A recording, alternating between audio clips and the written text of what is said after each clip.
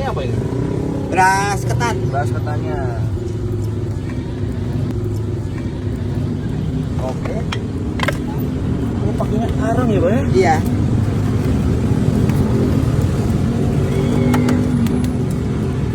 Wih. Oke, kita nunggu dulu guys. Udah nih? Belum matang. Kasih apa nih, Pak? Bumbu. Serundeng. Apa itu serundeng? Iya. Oh, Kasih ebi. ebi. Udang ya? Iya.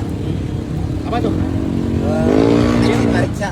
Oke, merica sama terakhir Bawang goreng. bawang goreng guys. Telur bebek. Oke. Mantap. Diaduk-aduk. Telur bebek ya sih.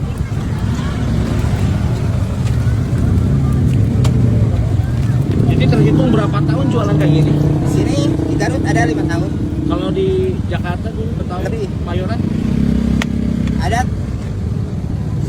ya 8 tahun lah ada di 8 tahun. Nah kalau di Jakarta keliling. Keliling? Nggak tetap. Kalau di Garut tetap di sini. Alhamdulillah ya. Ini modelnya ditanggung tapi pakai roda nih. Kalau dulu dipikul. Sekarang udah tua, pakai gerobak aja. Iya itu dia. Tapi memang khasnya gini ya, Iya. pakai pikulan gini ya. Nggak hilang rotan. Sama amlo nggak hilang. Gak hilang tetap ya, khasnya Iya, ada. Ada. Cuman untuk sekarang pakai roda doang. Iya. Ya lebih. Kan. Lumayan juga kan? Berat lah. Oke, keren guys. Mengikuti zaman. Betul. Mantap.